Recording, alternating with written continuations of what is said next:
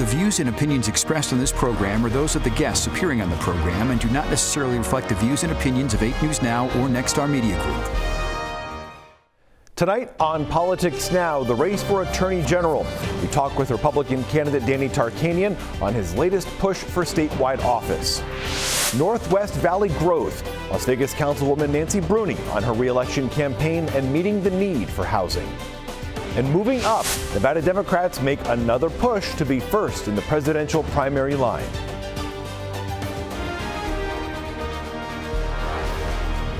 You're watching Politics Now with John Langler on 8 News Now. Thank you for joining us. Nevada's primary election is underway. You should have a mail-in ballot now. Early voting started today, and that lasts for 2 weeks. You can vote at any location. You can put a ballot in the mail or drop it off. Clark County's Registrar of Voters says if there is an issue with your signature verification, staff will reach out.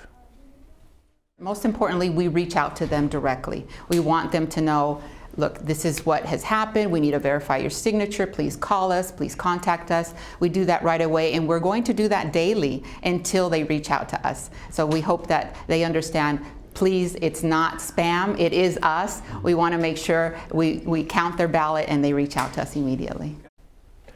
You can track your ballot and still register to vote. We have info on both over at 8newsnow.com. Now to Nevada's race for Attorney General. While the Democratic primary is getting a lot of attention right now, there's also a battle on the Republican side. Now, we here at 8 News Now, we tried to host a debate, although we weren't able to get the candidates together. The candidates are Adriana Guzman-Freilich and Danny Tarkanian. Tarkanian, as you know, has run for office many times. He's now a Douglas County commissioner. We spoke with him. I'd like to talk a little bit about your background. I think most longtime Nevadans know about your background in and out of politics. You've run for statewide election. You've run for congressional elections before, I think 7 times in total. You weren't successful. You're running again for a statewide office. Why do you think you'll be successful this time around? Well, first of all, I've won 7 races too, and 2 of them were general election races. I beat some really tough candidates in primaries and then lost to Democrat districts after being heavily outspent. Right now, the state is about an evenly split. It's an open seat. I feel really good about my chances. And does anybody really want somebody in the Attorney General's office who quits and gives up because they've had a few faced a little bit of adversity? I think that my background is exactly what the Attorney General's office needs. How would you foresee cooperating with ICE and their operations in Nevada? As long as ICE is following the Constitution, we're going to cooperate 1,000% with them. We're not, first of all, our state's not like Minnesota or California. We're not going to fight legal and appropriate enforcement of their immigration laws. And I'm going to be right there supporting them with that. If they violate constitutional rights, then we're going to have to call them out and put a stop to it. But I don't think they've been doing that. I think that the agitators have confronted ICE and made those people that put their lives on the line to enforce their immigration laws at risk, and that's what's caused these problems. Would you then not sue a Democratic presidential administration? If the roles were reversed and you're in the Attorney General's office, would you commit to not filing lawsuits against a Democratic administration? If the lawsuit by the state of Nevada was necessary to protect the citizens of Nevada's interests, yes. But if there's 20 other states that are suing on the same issue, why do we want to join in and waste all the time and money and costs just to add another name to the file when we should be focusing on human trafficking here, or the fentanyl, or all these other things that are out there that the state's been ignored on? There's the SAVE Act. There's been a lot of effort on the Republican side, certainly, to adjust in election laws, especially with mail-in ballots. As Attorney General, would you maybe sue to change state law with regards to mail-in ballots, postmarking, things along those lines? No, that's an issue for the legislature, and the Supreme Court will determine whether it's legal or not. I think it should be illegal to accept ballots after Election Day. Election Day means you find out who won or lost. You don't have 4 to 5 days later. But that's up to the Supreme Court to decide. What I will tell you the Attorney General's office should be doing, which is not under Aaron Ford, the Democrat legislature under COVID passed these legislation that made it a lot easier if somebody wants to cheat. They did this with the universal mail-in ballots, not ones that are requested, and they did it with the ballot harvesting, which used to be a felony. Well, if you're going to make it that easy to vote, you better make sure that an agency oversees, investigates, and prosecutes irregularities, and that's what the Attorney General's office does with the election laws.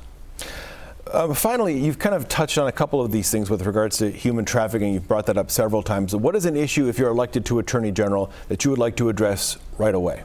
Well, human trafficking is one of the biggest. I mentioned that my wife and I have been very involved in organizations that have tried to stop that. But I'll tell you an issue that's really out there that needs to be addressed, and that's insurance companies that are putting profits over doing what's right and what they're contractually bound by.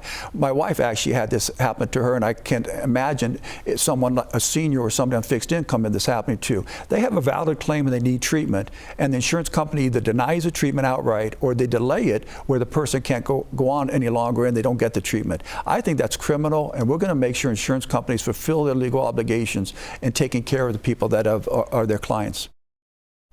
You can see the entire interview over at 8newsnow.com. So again, here are all four candidates right now running for Attorney General. On the Republican side, it's Tarkanian, Danny Tarkanian, you just heard from, against the former head of Nevada's Cannabis Compliance Board, Adriana Guzman-Freilich. The Democratic primary features State Treasurer Zach Conine and State Senate Majority Leader Nicole Cannizzaro. Another very hotly contested race right now is for Las Vegas City Council Ward 6. It's a nonpartisan seat covering parts of the North and Northwest Valley. The incumbent is Nancy Bruni, and this week we discussed the race. Walk us just through, first of all, your first term, some accomplishments, some ongoing challenges that you're seeing. How's it been? It's been great, which is why I'm asking the people to, bring me back another term. I'm really proud that we've addressed some of the concerns I heard the first time I ran. So one of the things when I was knocking on doors the first time around is people acknowledge that we have grown so much, as we were just talking about, in the Northwest, and the infrastructure hadn't kept up with the growth. And so one of the first things we did was secure a new police substation up in Ward 6 on Grand Teton and Wallapai. And I think that will really help cut down the response time so that our Metro officers can respond to the neighbors. You know, with regards to infrastructure and how fast that part of town is growing, there's a lot of developments, as we were discussing before, but is there enough of the right kind of development going on? Is the Northwest, is Ward 6 getting everything it needs? Is there a way to sort of instigate that broader scope of development? Great question. The neighbors of Ward 6 really are concerned with kind of balancing growth with protecting the really unique spaces that make Ward 6 Ward 6. I've noticed over the last, just 4 years getting to notice people, what really strikes me is that people chose to come out to Ward 6. And I've been criticized by my opponents for being anti-growth, but our perspective is we have so little land left in Las Vegas. I think in the city of Las Vegas, we have to be really intentional about what we bring. And Ward 6 has the least amount of commercial, retail, and office. And when I hold community meetings, the number one concern I get from neighbors directly or next door is like, why can't we have more family-friendly restaurants? And so I am trying to bring commercial developers out there who will bring family-friendly restaurants and indoor pickleball and things like that. So I think we just need to be really intentional about the space that we have left. What do you think the city should look at investing in, or what are some projects that you would like to see brought to Ward 6 that maybe were on the back burner that can be brought to the front burner?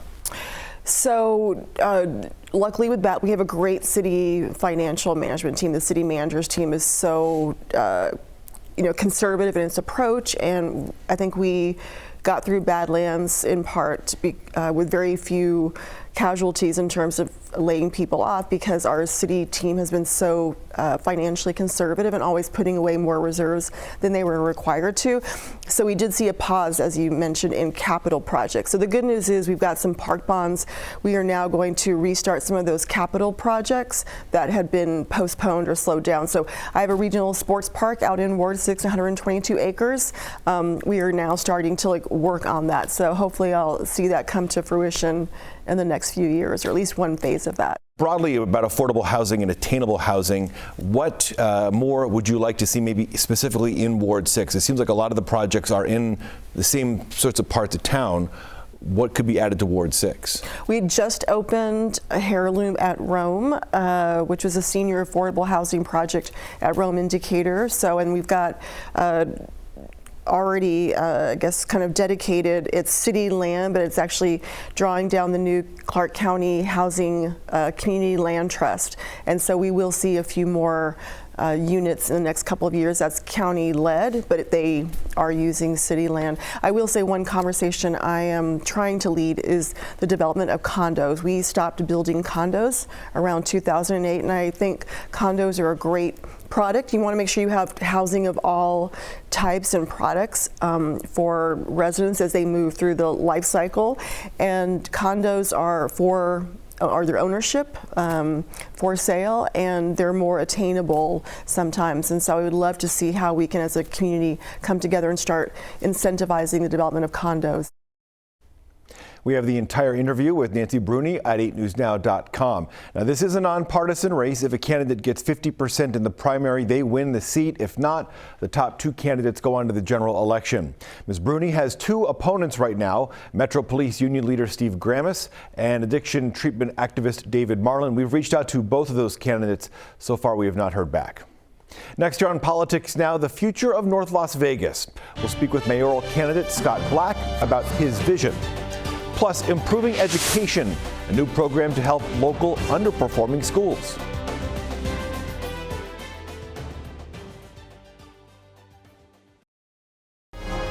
Welcome back to Politics Now. North Las Vegas will soon have a new mayor. City Councilman Scott Black, one of 5 candidates looking to take that top job. Now, this is a race where we did try and get a debate together and weren't able to. The candidates wouldn't all agree. Black, though, did agree to it, and we sat down with him to talk about the race. What kind of a relationship, in your view, should a city like North Las Vegas have with Border Patrol, immigration, Customs and Immigration Enforcement? What kind of hand-in-hand, or should there not be hand-in-hand relationships between both entities? Well, we're not doing anything outward-facing in terms of enforcement. The North Las Vegas Police Department are enforcing the laws of the state and our municipal code. And in terms of relationships, we have open relationships and communication with all agencies, Metro, FBI. I mean, why wouldn't we have an open dialogue with all of these law enforcement agencies? I only bring it up because, as far as I understand, North Las Vegas does not have 287G, that partnership with ICE. I don't believe we've entered into any formal agreement, but we work with ICE in terms of, like I said, someone comes into our jail, they got arrested for DUI or domestic abuse or whatever it is, they're processed through the database, and the law says that if they are required to be held for 48 hours, we do that, and that's the extent that we interact with ICE. Would you support, or would you try and encourage data center development in the city of North Las Vegas? Has it maybe already happened? Is that some kind of business that maybe you'd like to bring in? Well, in the Apex industrial area, that is a tremendous opportunity to generate tax revenue for the residents without putting a big burden on the neighborhoods, because Apex is disconnected, geographically from the city. And I think there is room for data centers in Apex to go along with all the other, light manufacturing, logistics, and fulfillment.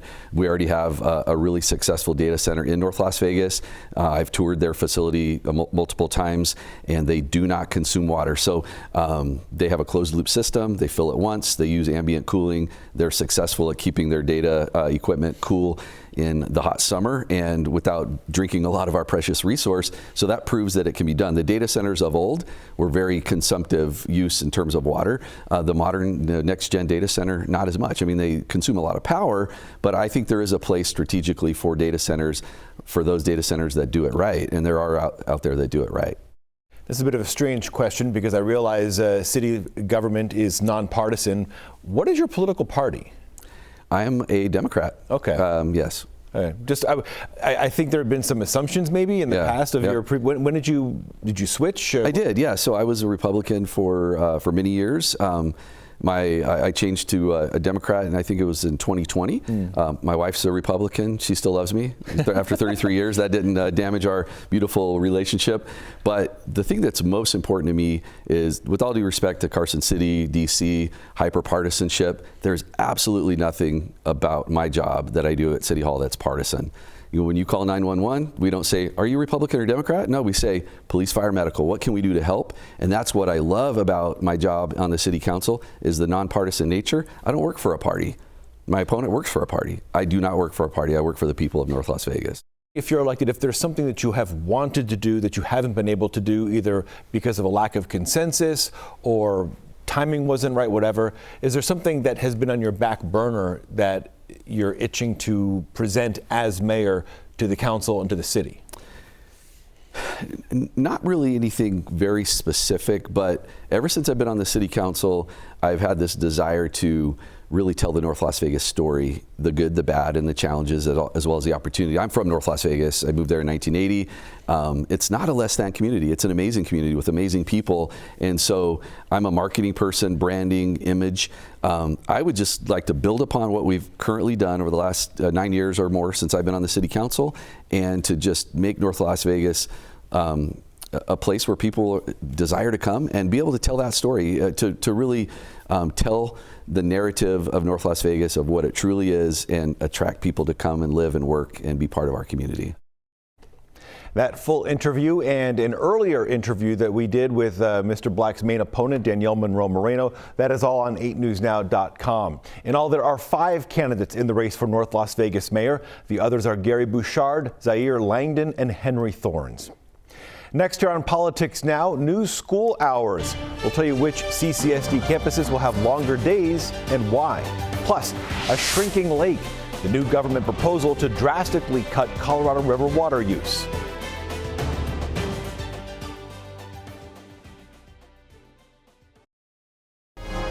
You're watching Politics Now.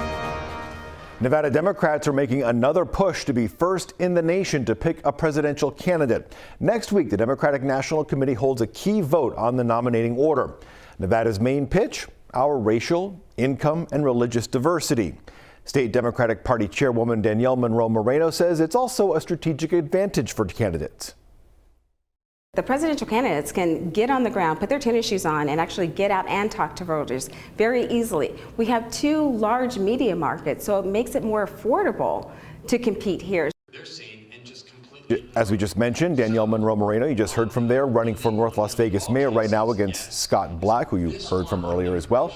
This week, this event was held over at Caesars Palace by Democrats to talk about the 2028 election strategy.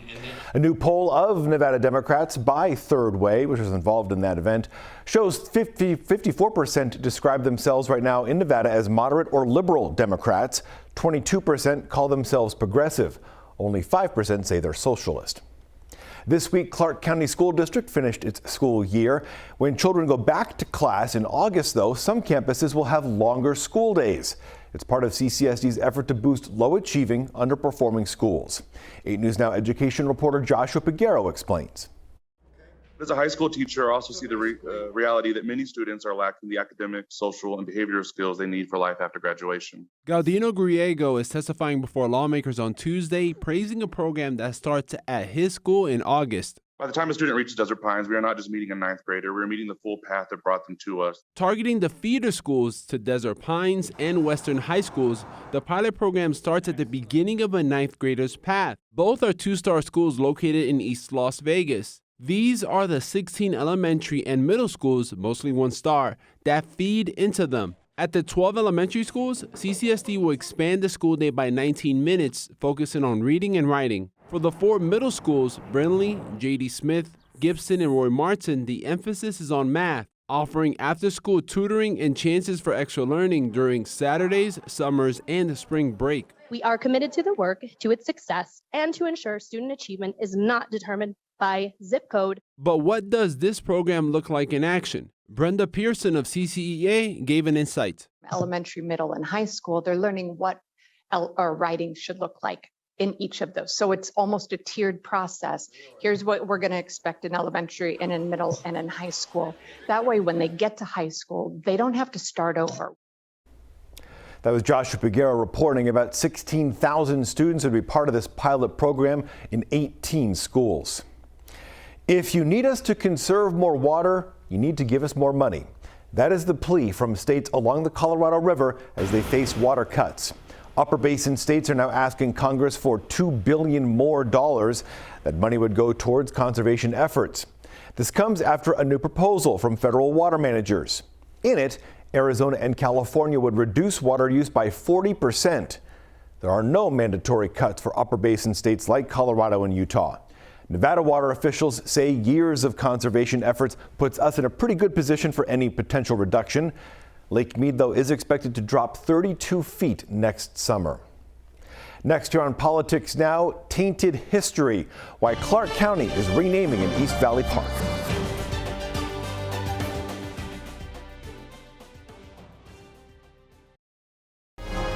Welcome back to Politics Now. This week, Clark County officially renamed Cesar Chavez Park.